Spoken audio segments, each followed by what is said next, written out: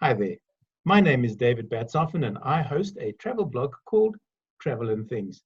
Things are a little strange now with COVID-19 and the fact that I'm currently a non-traveling travel writer. And by the same token, I, like many of you, are suffering at the moment from the mental aspect of this lockdown. Is it, isn't it, will it, won't it? So I've asked a clinical psychologist, that's Charity Mkone, to join me this evening as we chat through some of the aspects of mental wellness around the pandemic. Charity, thank you so much for joining me.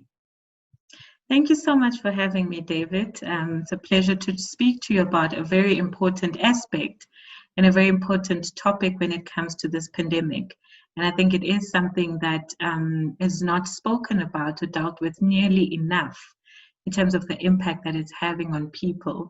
And I think the impact of people's mental health and well-being being disrupted by this pandemic will have far longer lasting effects than the actual pandemic itself.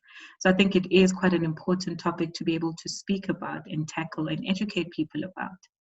In the beginning, if we go back to the 27th of March, we were all, it's only be 21 days, we're not going to worry about it, we'll be fine at the end of the month, sort of March, April, maybe beginning of May, it'll all be over, we'll be back up and running. And then the trouble started with firstly, our president disappeared. So we had that particular issue. Is he going to talk to us? When he talks to us, what will he say? And I suppose in a way, it's like almost waiting for exam results. You think you've done well, but you're not sure. So you're on edge constantly. And am I correct? I mean, you're the clinical psychologist. Am I correct in assuming that over these past months, it's what, 107, 108 days today, that this is built up slowly and it's getting worse and worse. It's like a poison in our system. And we can't get rid of it because we don't know where the ending is. For sure. I mean, you're spot on in terms of the level of distress that people have had cumulatively over the days. And like you're mentioning, at the beginning, it felt manageable. People felt like it's something they could cope with. Although it was quite a very draconian and very difficult lockdown and a difficult time, people felt that the level of certainty with regards to the number of days, what the measures that would be in place would be there, helped people process that mentally or psychologically. And I think it's that level or the thing that you speak about, which speaks to the uncertainty about the events and the uncertainty in how things progressed with regards to the lockdown, with regards to the pandemic. And as human beings, the one thing that keeps us safe or gives us sometimes even an illusion that we are safe and we can trust the worlds that we live in is a sense of predictability. The fact that when you wake up in the morning, you can step out of bed and put your feet on the floor and the floor won't cave in. So you trust that when you put your backside on the seat, you won't fall over. So that, I mean, those are very simple examples, but that's what we thrive on as human beings, as an environment or something that helps us to develop a psychologically healthy response to some of the difficulties in life. And because this has been such an uncertain time and filled with a lot of uncertainties, where there's no direction, there's a sense that a lot of people felt that there was no leadership. There's no one who can provide that sense of certainty, that sense of predictability that we all live on. We needed to survive a lot of very difficult times. And I think what that has happened in terms of not having that sense of certainty or that predictability or somewhat knowing how things will be or when things will end, that has really weighed people down and decreased their capacity to cope and their ability to have sort of like an optimistic outlook to how things might end or where things might go. So I think part of that is that sense of wanting, as human beings, we were made for that, wanting and craving some sort of predictability. And that has been, I mean, this pandemic has robbed us of that globally, but I think more so in the South African context in terms of the one thing is promised today, then it's something different. And I think that all of that really works on people's anxieties, because then people feel like they have nothing within themselves to hold on to help them weather the storm and weather the very difficult times of what they might be going through. And I think what that then does is make this into a sort of trauma. Because when you think about a trauma in a psychological sense, it's an unpredictable, unwelcome, unpleasant event that happens to you that changes an aspect of your life or something of life as you know it. And I think there has been some sort of that in terms of the response that people are likely to have. It is a response that is akin to someone who has experienced a major trauma, a psychological trauma. And I do think that it's very important to be able to register it as a national trauma, a global trauma, so that some of the responses that we do have, even post the lockdown, post the pandemic, would be able to be understood and also treated accordingly, because this has become quite a traumatic event for a lot of people, and not just the losses of lives and the numbers going up every day, and even the very precarious financial situations that a lot of people have found themselves in. I think it's been traumatic in that sense, that deep sense that goes to the core of who we are as human beings, that sense of the world not being predictable at the moment, and just having a lot of very unpleasant things happen, and it seems like there's no end to these things. So it really, really messes up with our ability to cope with difficult times and our ability to be resilient. In this case, as some people have known themselves to be resilient in going through certain difficult times. I think the scale at which everything is happening, in that it's a global pandemic, and it's sort of a global distress and a national distress, that it doesn't seem like there's a place where one can go. And I think even that symbolism of being able to leave or travel or go somewhere to alleviate something, that even being taken away from us is something that is very difficult to be able to adjust to. And it is, in a sense, like going against our nature as human beings and what we need as optimal conditions to help us cope with difficulties in life. Charity, do you believe that taking away the ability to hold and to hug and to kiss loved ones and friends adds to this mental stress? Not only are we now locked down in our own space, but we're also locked within ourselves. And humans, almost by our very nature, want to reach out. We want to hold and be held.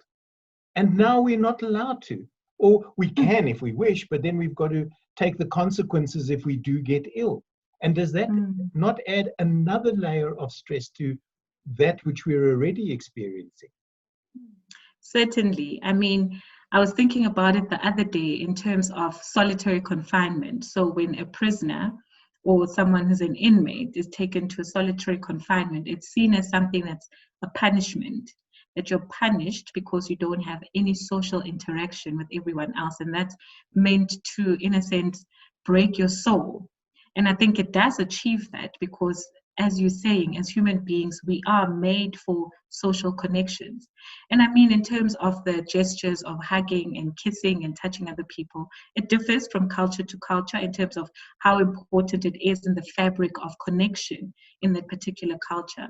But I do think that there is something that was introduced and brought about by this pandemic that has caused a lot of people to sort of cave in to themselves, and more people trying to find resources within themselves. So even though, I mean, people have had to make do with other ways of communicating and meeting virtually over the phone and such things, it's been very difficult for people to feel like they can maintain meaningful connections like they were able to when they were sitting across from someone at a coffee table, at a coffee shop, for instance, or when they could pop in and visit a friend for a cup of tea. So that kind of thing causes people's resolve to reach out when they're not okay, or reach out when they're not in a good space. That becomes limited because of this intrinsic need that we have to connect with others and be with others, feeling like it's been taken away from us. And to an extent, it does feel, even though it's seen as the lesser of two evils, do you hug someone or touch someone and risk, like you're saying, getting the virus, risk getting really ill or dying, or do you just cave into yourself and really give into the sort of despair that might start to come in? And I mean, it's a very difficult choice, because in one sense, it's like you're given, it's a life and death kind of thing. But either option has impact in different ways. So the other one has a very physiological impact in terms of you getting physically sick, possibly. And the other one has a very internal, psychological, mental kind of impact on how then you reintegrate. And I think for a lot of people, what's happening right now, and I think less so as the days increase, is that people have sort of caved in to themselves and feel like locked in. So I think with the 21 days, people felt like they can grit their teeth and bear it, because it's just, and people were doing like sort of a countdown to the number of days until it's done. But I think as time goes on, that sense of holding things together and having to hold yourself together is people are losing their grip on it and feeling less and less able to find a way to have agency, to know how to help themselves. And I think that's the big thing for people, to learn ways in which they can help themselves, which might not, unfortunately, include the very obvious ways that we were used to interacting with others or doing life. That for a lot of people, taking downtime and traveling and going somewhere was something that was a habit of rejuvenating and trying to re-energize. For some people, it was about seeing loved ones and being in the presence of loved ones, and all those things have been stripped away from us. And I mean, it is pretty traumatic. And to understand that, and then once that is recognized and acknowledged as the trauma that it is, and as a very life-changing thing that it is, people are then able to recalibrate and find new ways of doing life, new ways of coping with what is can be sometimes a very unbearable situation. I was saying to a friend just the other day that I think currently we are living in a movie, a TV series, and a book. And we are the characters in that. It's, if you've ever seen the movie Groundhog Day, this is exactly that. It's just the same day repeated over and over. And I have woken up, I don't want to generalize for other people, but for myself, I have woken up in the morning and I'm bright-eyed and bushy-tailed, and I leap out of bed, and within 15 minutes, I go, what's the point? What's the point? Yes, I'm working from home, but do I have to get up at 7 o'clock? If I really want to, I can get up at 9. And I think that's the slippery slope, is the moment you start going, well, I can stay in bed later, I don't have to get up, I don't have to get dressed, I don't have to shower, I don't have to do anything. And I'm to blame, because although I started the beard before lockdown, I've been chatting to friends who've grown them during lockdown. And I go, why? You're allowed to shave. That's not one of the rules that says you can't shave. But the days for me have just, it's the same day. It's this day, it was the other day, it'll be another day, it might be a different day. And then people talk about a weekend, and I go, what is this weekend? What is a weekend? It doesn't exist anymore. So my question going forward then, Charity, is what are the signs and symptoms that we need to look out for within ourselves and within family members? And even if we're having a Zoom or a WhatsApp chat with somebody, is there something we can look out for without getting too invasive of other people's space? Because we have to be respectful of what they're feeling. You can't negate it. You know as well as I do that pull yourself together, it'll all be okay. It's gone out the window a long time ago. I think what you're saying is quite important in terms of the invasiveness of how do you normalize people's struggles with this as I think is appropriate because it is a very challenging time, versus when something really is a red flag or there's alarm bells that you need to look out for. So I think it's important to first establish that what is within normal bounds during this time is to have that sense of a lack of motivation, that sense of feeling like there's no purpose. What is this all for? What is it all about? And sort of those existential questions that a lot of people have at the moment, particularly those who've lost loved ones and friends to the virus, and that grief and that loss that they haven't been able to deal with the process. And I think it's not just a grief of people dying or your loved ones dying, but a grief of the world as we knew it, that this is a time of mourning on a very large scale. So a lot of people feel like for things to register as something big or serious or something that's worthy of being upset about, it's if it's like really bad. And I've often heard, which I personally think is so unhelpful, people saying, at least I have it a lot better than other people. I do think that it's okay to be aware of your surroundings and where you are, but to also recognize that you are not in a good space and recognize what is happening for you. I mean, you don't hear people saying when you have something pleasant happen to you, saying, I've got like a sum of money, but I can't be too happy because someone else has more money out there than me. So I think those comparison Olympics are also not helpful, because that's what place people in a place of despair. Yeah. So I think there are certain things that we can establish as being within normal bounds. Okay, so as days go on, I think the loss of motivation, the loss of productivity as you had been previously productive. So all of those things are normal, because now we're trying to find a different way of coping, and that's what our brains do. They hibernate, so it's like a computer, it needs to reboot because things are so drastically different. So that's what we also do as human beings. There does need to be a period of hibernation, rebooting, because everything has been broken down. We need to find a way from our internal selves to rebuild ourselves and how we do things. So I think there is a period for that, and a period that is about that. But what distinguishes that from something that might be a red flag for some serious or like concerning mental health issues is if this persists consecutive days over a period of say 2 to 3 weeks. So being in a space where you feel like nothing is worth it, things are not going to happen, nothing is going to get better.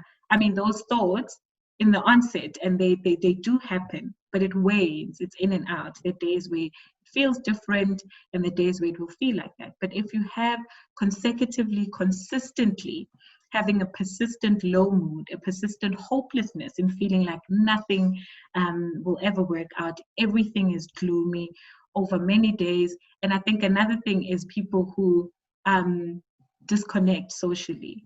So it's important also to remember that social distancing does not mean social disconnect. And I think for a lot of people who have had struggles with their mental health, particularly things like depression and anxiety, this is a particularly really pivotal time for their loved ones and people around them to check up on them. So if someone even prior to the lockdown was complaining of feeling a bit depressed or feeling down most of the time, it was probably the beginnings of a depressive episode, or if someone has had a big major life event prior to this lockdown that puts them at a higher risk of developing a more serious mental health issue, which might need help from a professional, which might need the intervention of a professional.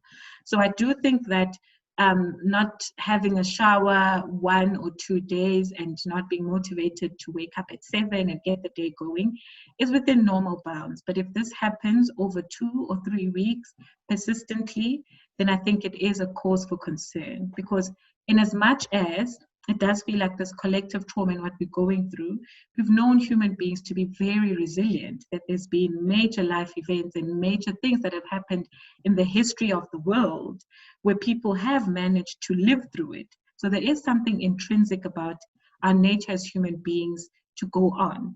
and to forge through and find new ways of being. So what makes it, or what distinguishes having a bad day or having a bad week from someone who has, say, a more serious mental health issue, such as depression or anxiety, is if this consistently happens over consecutive days for a period of about 2 to 3 weeks, then it is something that's a cause for concern, and people need to then look for help and seek out professional help.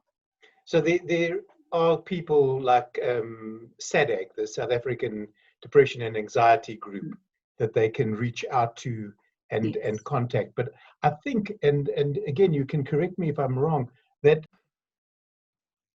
sorry, the recording just blipped for a moment, but we're back and we're okay. Oh.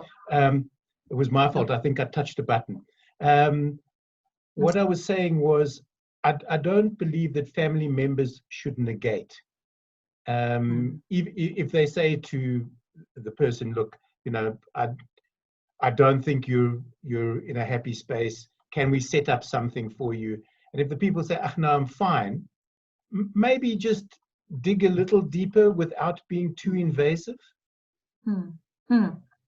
For sure. I think it is somewhat very difficult, and particularly with the stigma. I mean, there is still so much stigma with mental health and mental health issues, that people feel like they should be strong, get over it, you'll be fine. And I've often heard a lot of people saying, oh, I'm not the only person that's going through this. We're all in this together. There's a pandemic. And that then makes people neglect their own sense of unwellness and not being okay. So I do agree with you that if it is something that becomes concerning, and also there are people who it's in their nature to be quite upbeat about things. They tend, you know, them to be some people who always see the glass as half full, and who are extroverted and who are able to express themselves. And if all of a sudden that is no longer there, there's a definite change in the person's mood, in how the person is, that is not within normal bounds. I mean, to see it wane, the person come in and out of it is one thing, but to lose that completely and have someone be very different from how they normally are is definitely a problem, and it's definitely a red flag.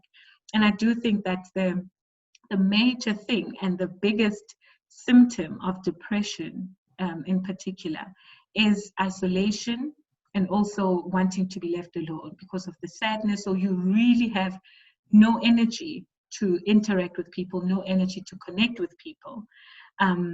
And I do think that what people will say, people who are depressed or struggling with depression will say more often than not, is they'll want to be left alone. And then they'll probably get aggressive or angry if you try and probe or go deeper.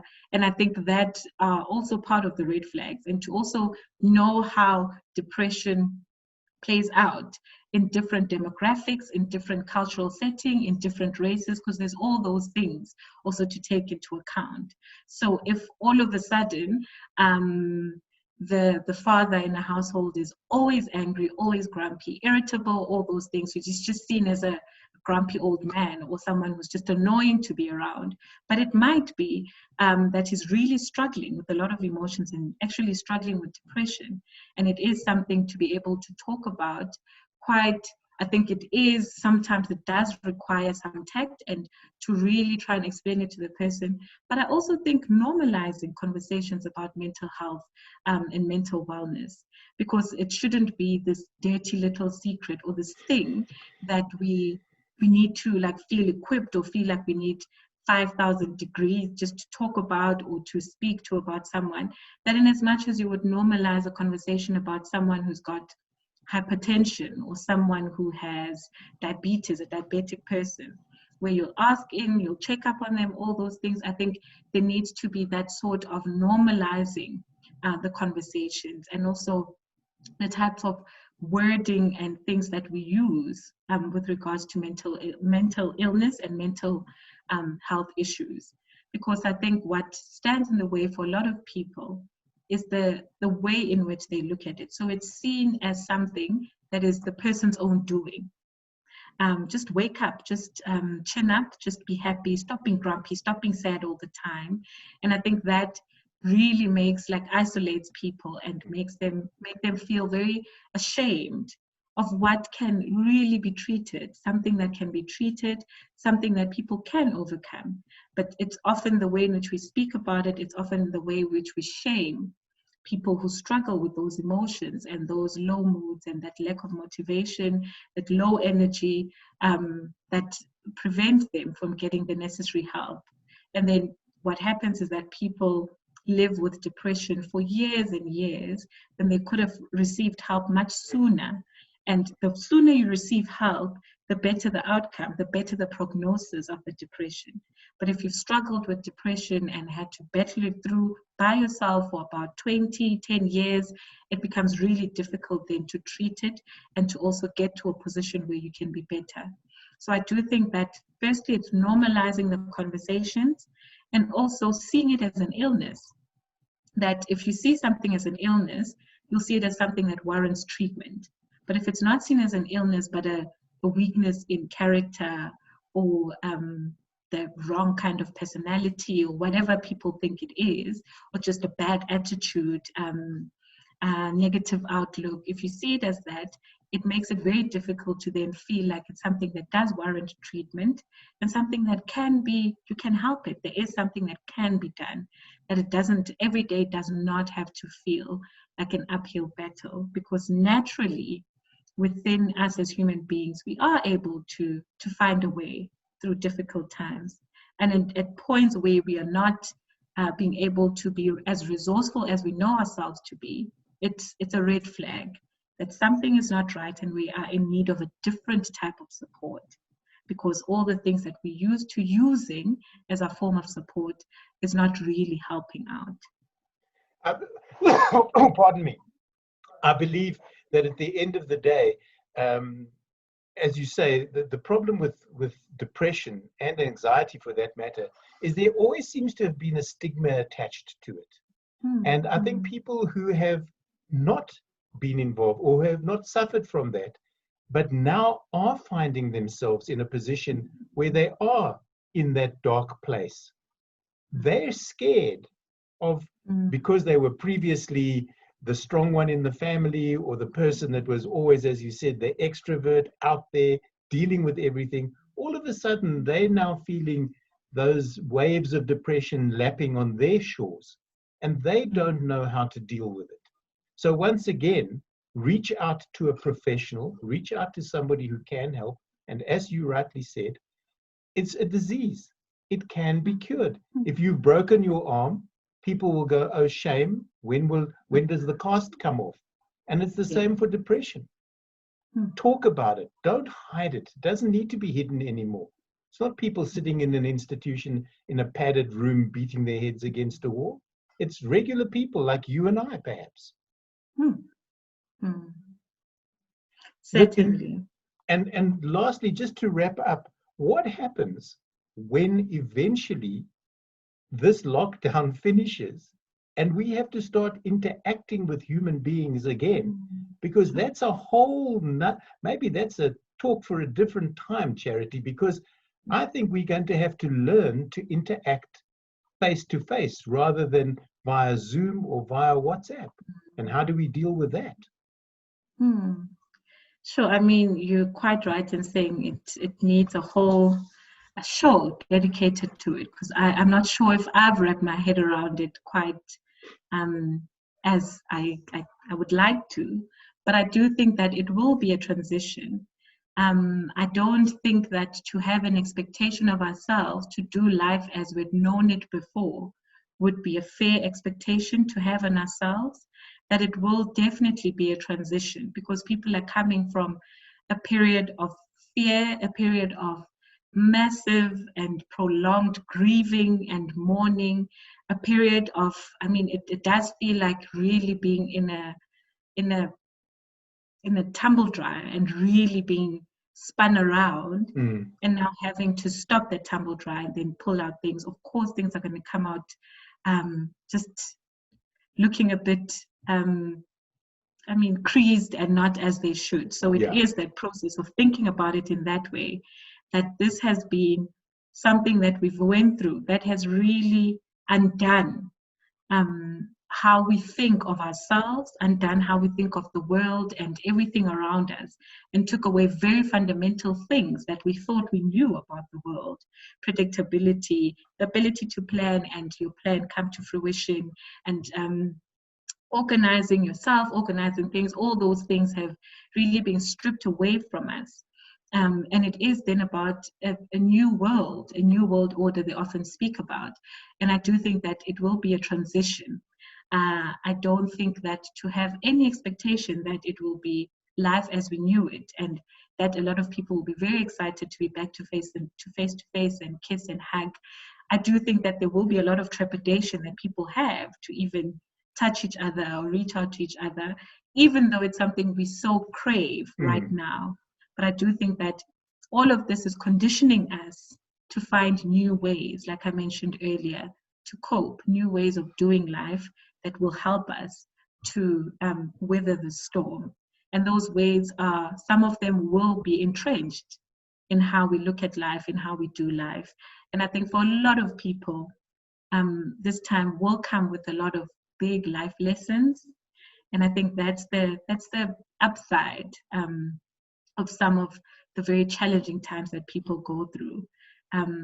There usually is a lesson in it, even though it's very painful or very challenging. Yeah. And I do think also for people to look out for that, not to be uncharacteristically optimistic or positive where there's no positivity around, but to think of different lessons of what they're learning from this time that they couldn't have learned in any other way. Yeah.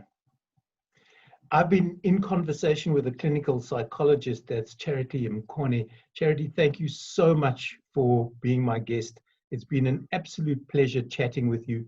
And I do hope that we can pick up at a later stage, maybe a couple of weeks down the line, to once again unpack some more of the mental issues. In the meantime, there is SADAG for people who need them. They can look their number up.